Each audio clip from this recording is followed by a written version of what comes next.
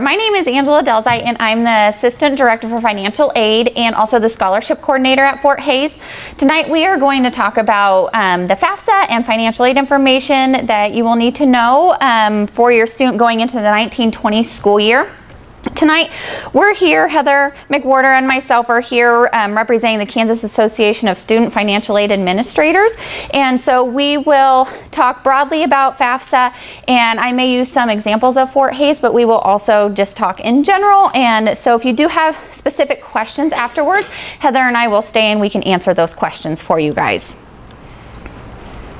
So some of the things that we will talk about tonight are going to be what is financial aid, the cost of attendance or a COA, the expected family contribution or the EFC, what is financial need, the different types and categories of financial aid, the FAFSA, so the free application for federal student aid, and then also what special circumstances are. So in general, financial aid is any type of financial assistance, funds to help a student go to post-secondary education to pay for some of their expenses. So that would be your scholarships, your grants, your loans, and your work study opportunities that your students will be packaged for after they fill out their FAFSA through their university that they would like to be attending.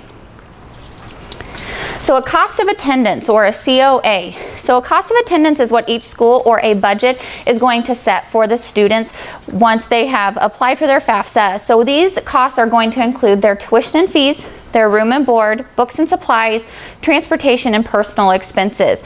So you have your direct costs, which are going to be your tuition and fees, your room and board, and books and supplies, and then your indirect costs, which are going to be your transportation and personal expenses. With the transportation and personal expenses, those are going to vary from student to student. Typically your tuition fees, your room and board, and books and supplies are going to be very similar for each student. Your cost of attendance or the budget is going to vary widely from college to college. So you can, a lot of times they will have this published on their website so you can see what the cost of attendance is going to be for each university that your student is looking at attending. The estimated family contribution or the EFC, this is a calculation that is based off of your FAFSA, and this is going to be the amount a family can reasonably be expected to contribute to your student's education. So this will stay the same no matter what college your student is going to go to, as this is a calculation done based off your FAFSA. There are two different components that they're going to take into consideration when calculating your EFC, which is going to be the parent contribution and then also the student contribution. So when you're filling out your FAFSA, it will ask for your parental information and also your student's information as well too. So this is all based off of a federal formula. So what is financial need? Financial need is going to be the cost of attendance or that budget minus the expected family contribution that will then equal your financial need. So this graph here shows that your cost of attendance can vary from school to school. So that budget will change minus your estimated family contribution, which will then equal what your need is going to be. So that will be variable as well, depending on what institution your student is choosing to go to school at. There are many types of different financial aid that your student can be eligible for. The first aid we'll talk about is gift aid. Gift aid is going to be scholarships and grants, typically money that you do not have to pay back once your student is done with school. The next is going to be self-help aid, which is loans and employment. So employment would be a job on campus. And there are different sources of where this aid can come from. So there's the federal government aid, there's state aid, there's also university and college aid as well, private sources, and then your civic organization and church, and then also employers. So these are going to be some different type of aid that student can get. So the first one is going to be a Pell Grant. A Pell Grant is based off your EFC or the estimated family contribution. This is automatic with eligibility. So if your EFC falls within a certain range, your student can be eligible for a Pell Grant. For 18-19, this current academic year that we are in, the maximum amount a student can receive is $6,095.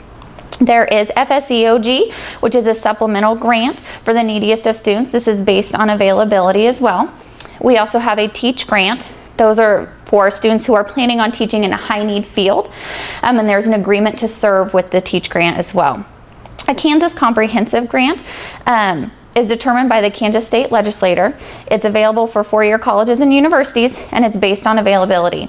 Now, some of these funds are what we consider limited funded aid, and so there is a priority deadline for the FAFSA, which is at each school will differ. At Fort Hays, it's December 1st. If your student gets their FAFSA turned in by that priority deadline, they can be considered for some of that limited funded aid if they are eligible for it. So making sure that you guys are checking when the priority deadline is at all of the universities that your student may choose to attend.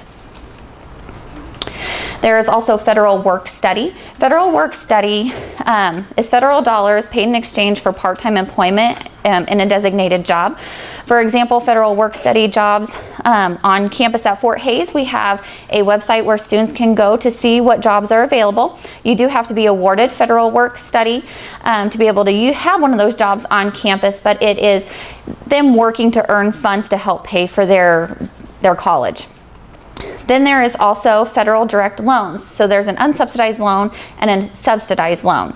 The subsidized loan is going to be the loan that the interest is paid for the student while they are in school. So this is the better of the two. If you were going to accept one over another, you would want the subsidized loan. The unsubsidized loan, interest starts accruing as soon as the student takes the loan out.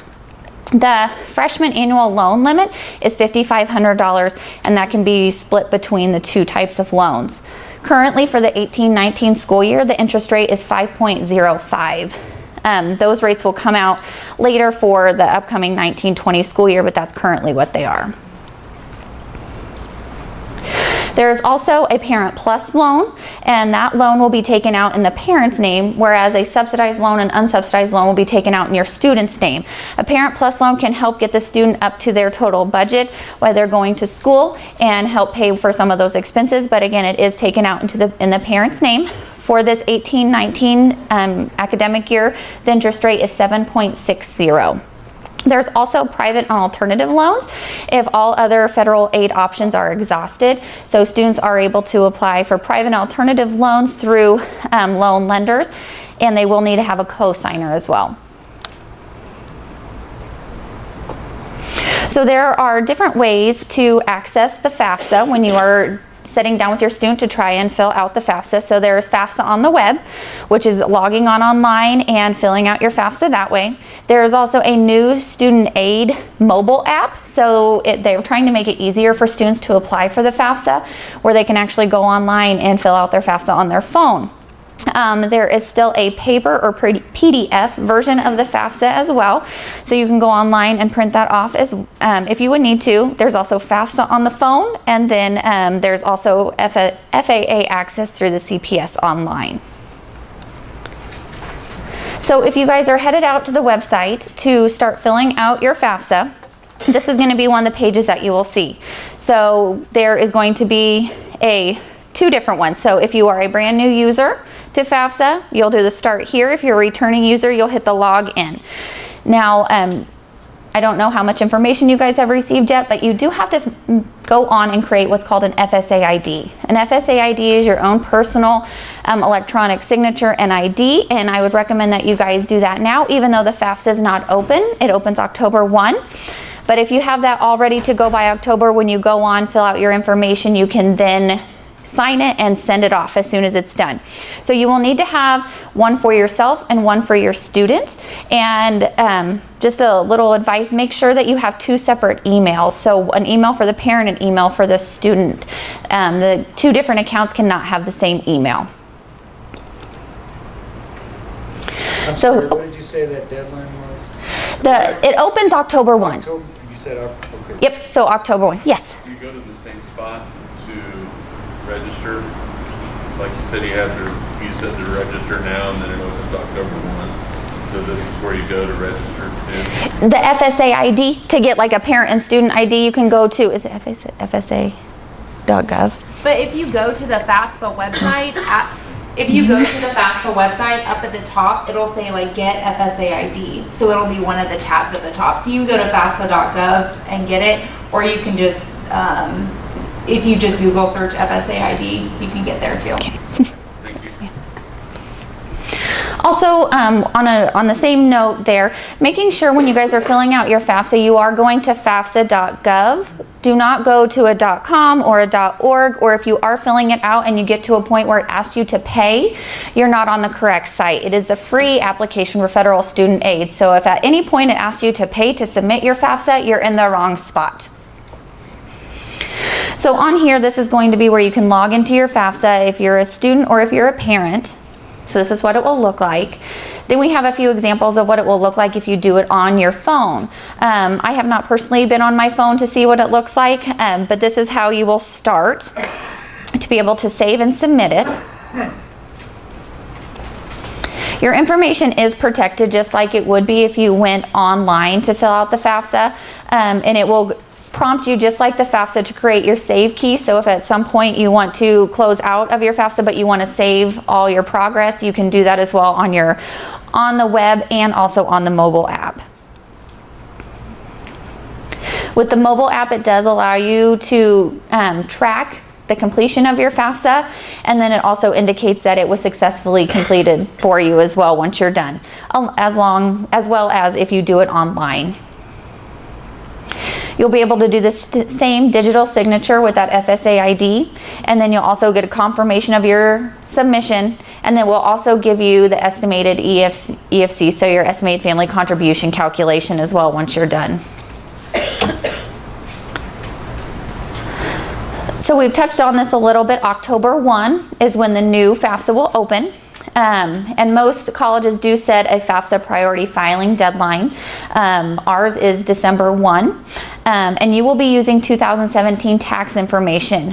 When you are going onto your FAFSA and filling out your information, you will be able to use a tool that's called a data retrieval tool. That will link you to the IRS website, and it will pull in your tax information for you if you choose to use that tool. So it's very handy. You won't have to have your tax documents out because it will just pull it directly in for you.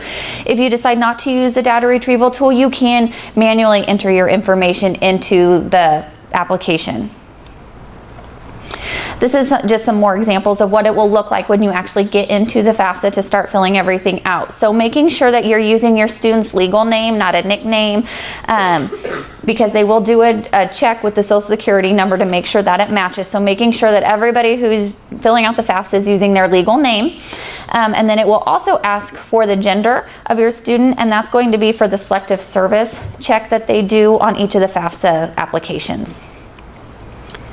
There's also a student eligibility section that you'll be looking at, and so this is going to be checking for legal names tied to Social Security numbers, and then it will also check grade level. So this is a mistake that we see often, is that students are selecting that they are graduate students when they are just coming in to get their bachelor. So they're not graduate students even though they're graduating from high school. You want to make sure that they are choosing the correct level that they're entering into.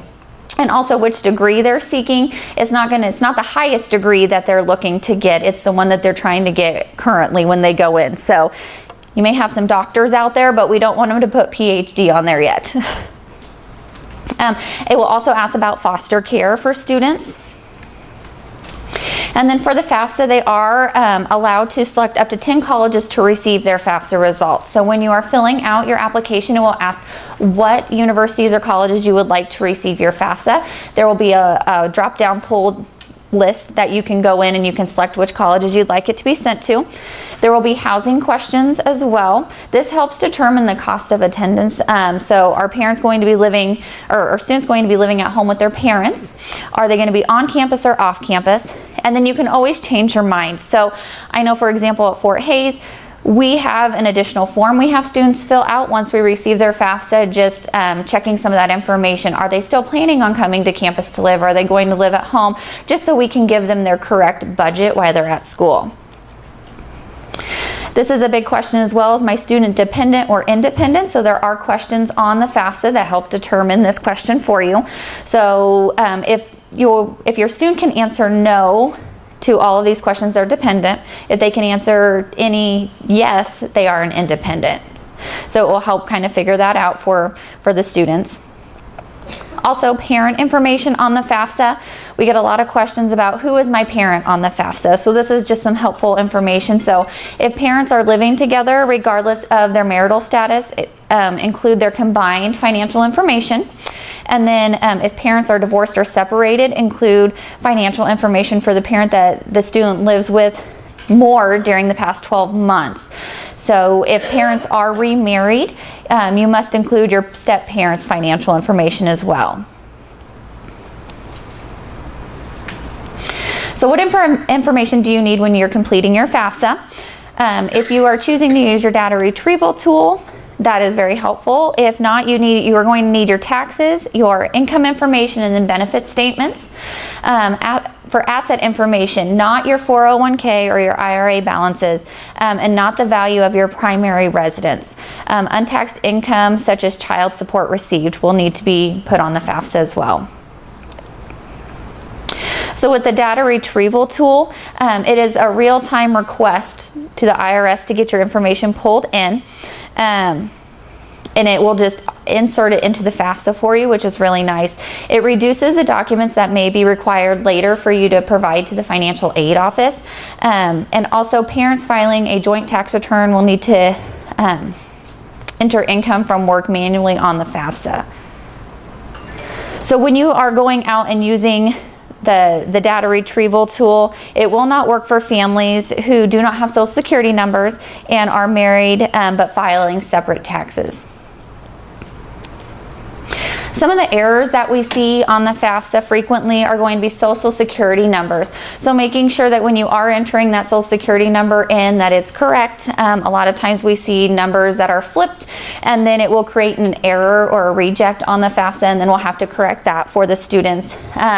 Divorced or remarried parental information, income earned by parents and step-parents, the untaxed income, U.S. income taxes paid, household size, number of household members in college. So for example, the household size, if you have 4 in your household and 1 is going to college, you put 4 in the household, 1 in college.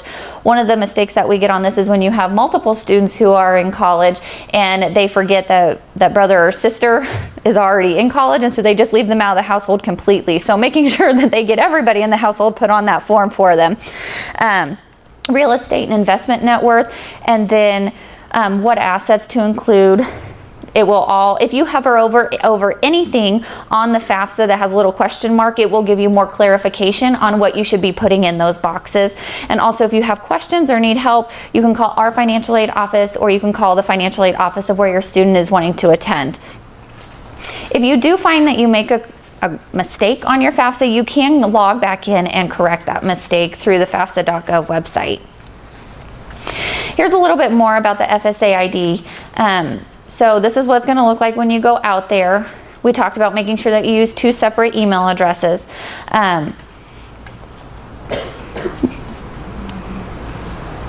So what happens after you file your FAFSA? So once you are done, you're going to get a summary of what the application for you to review that is sent in to your school. So it's called a student aid report, and that will give you an estimate of what aid you could be receiving to go to school, and also what your estimated family contribution is going to be.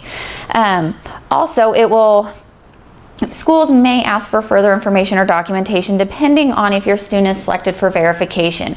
So that's where it's really important that students and parents are watching their email, depending on what email is put in, to make sure that the school that they're planning on attending is not requesting additional information. So if you are selected for verification, 1 in 3 students is selected for verification, and depending on what flagged them is going to depend on what documentation that you need to provide to the financial aid office. Another big thing is going to be the FERPA regulations. So we have a third-party access that is done on the students' web portal through Tiger Tracks that we check when students are or parents are calling in. So making sure that you guys are checking with the different universities to see what kind of third-party access they have. Our students can go in, they can check, yep, mom, they put the name, can have access to my financial aid. And so when they call in, we check to make sure that the parents are on that third-party access. If you are not, we're not able to talk specifics about your student's financial aid file. So making sure that you have access to your student's information if they are wanting you to help with the FAFSA. So watching for award notifications, that's going to be your financial aid award letter. And many schools won't begin awarding for the 1920 school year until late December and early January. So that's when you should start looking for those award letters so you can start making informed decisions on maybe where your student would like to go to school. Now, this is a question we always get. So we are using 2 years prior tax information on the FAFSA now. And so there are lots of special circumstances that can happen between 2 years ago and the current situation that's going on. So if there's any change in the financial situation in your household, reach out to that financial aid office where your student is wanting to go to school and see about their special circumstances. It's called professional judgment, and we are able to make changes to the FAFSA. There could be employment changes. There could be a death in the family. Mom and dad could have lost a job. So those are things that we can take into consideration, and we do need additional documentation, but we can make changes to the FAFSA to make it up to the current financial situation of the family. So you may have to send in a written explanation and the documents to the office, and they will review the request of the information that you've provided them, and then make a decision and send those changes off to the federal processor for you to see if you are eligible for any additional aid.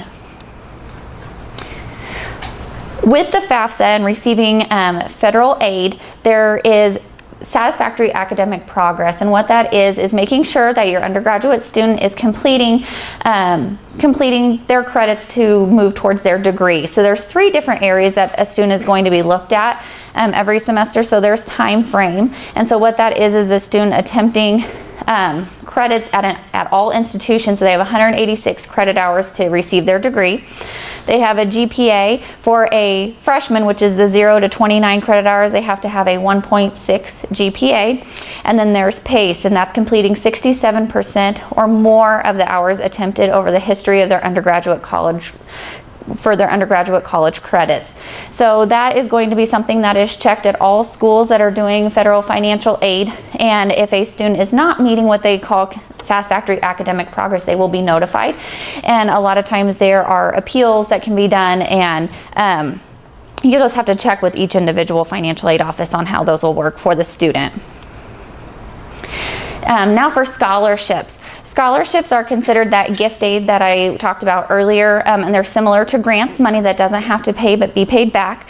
Sometimes there are restrictions on what they can pay. So for example, I know some community scholarships, they will only pay for tuition, and so there could be restrictions there that they can only pay direct costs only.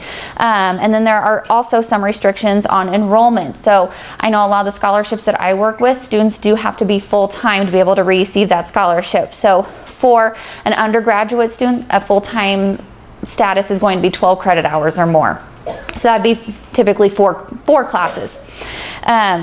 So there are also multiple sources of scholarships, so I would definitely encourage your student to start researching where they can start filling out the scholarship application. So anything from the institution.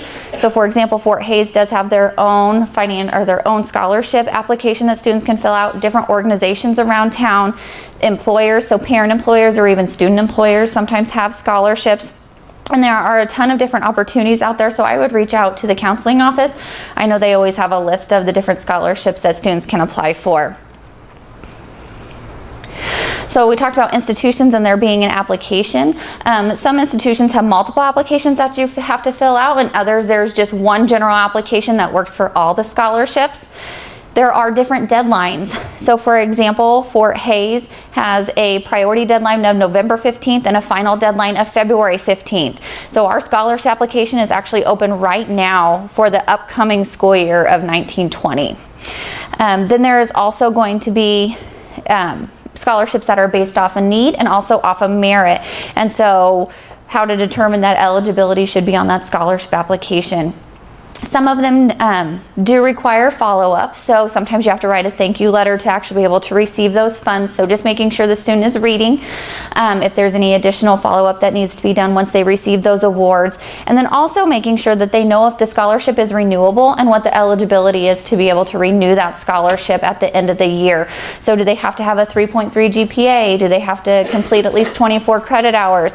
So making sure that they are keeping track of those scholarships, especially if they're renewable, because that's money that they can keep putting in their pocket and maybe not taking out as many loans each year. And making sure that they just have those renewal criteria in the back of their head, that they know how much money that they could possibly be getting or losing. The Kansas Board of Regents is also a good place to look for scholarships. So there's the website for you. You can go out and apply for those. There are quite a few out there. So there's a Kansas State Scholarship, there's an Ethnic Minority Scholarship, and there's a list. So I would encourage your student to go online and look at those scholarships and see if they qualify for any of those. Where do you go from here? Making sure that you review your admission and financial aid websites to make sure that you know what each school, making sure you have all the materials that you need for each school and making sure you're getting those turned in a timely fashion, and then meeting application deadlines. So I would recommend filling out your FAFSA sooner rather than later, just to try and meet those priority deadlines that the school may have. So you may have the availability of getting some of those limited funded aid sources. And then investigating all your other sources of aid. So making sure that you are investigating some of those different scholarship opportunities that are out there, and making sure your student is filling out those applications. I always like to tell them 15-20 minutes worth of your time to fill out a scholarship application could mean $500 in your pocket. So that's a pretty good rate of pay. So that is all that we have for you tonight. So if you have general questions, we can stand up here and answer them. If you have specific individual questions, Heather and I will stay down here and help answer any questions you guys may have. Yes? Do you know generally if you have more than one student in college, does it help your FAFSA?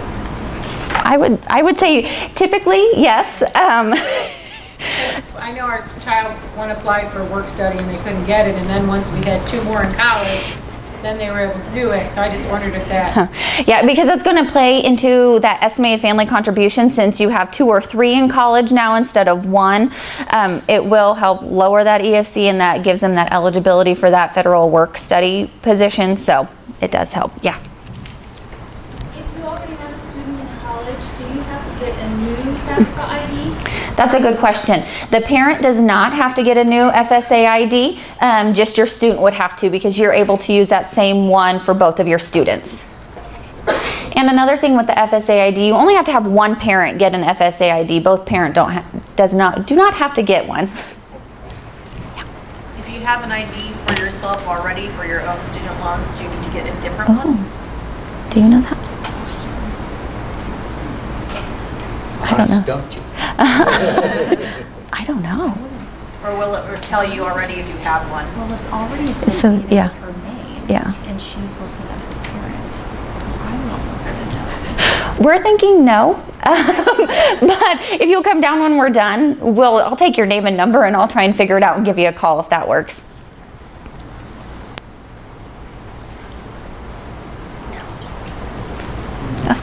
Like if a grandparent has like a 529 plan for the kid, is that listed under the asset under the application? Do you know that one? I don't have the FAFSA with me. Do you want to talk? Because technically it's still under the Grandparent's name? So it's an asset of the grandparent. Okay. And then when it's paid to the student, I think from that point on it may be. Okay. So what Heather said is that it is an asset to the grandparents still, because it's underneath the parent or the grandparent's name. But once it's paid to the student, that's when it becomes an asset to the student. Okay. Yes. If you have household size for page 9 at the bottom, the frequently errors, if you have 6 in your household, three are in college now, but one's a senior, but you're not sure if they're going to go to college for graduate school. What do you do? Do we put 4? Do we put 3? What do we put for that? That's going to I think it's going to depend on your student's age, the student that's going to grad school. Oh, okay. Because if they are over the age of 24, correct, yeah, over the age of 24, then they are no longer considered in your household. Okay. Over 24. Over 24, yes. Thank you.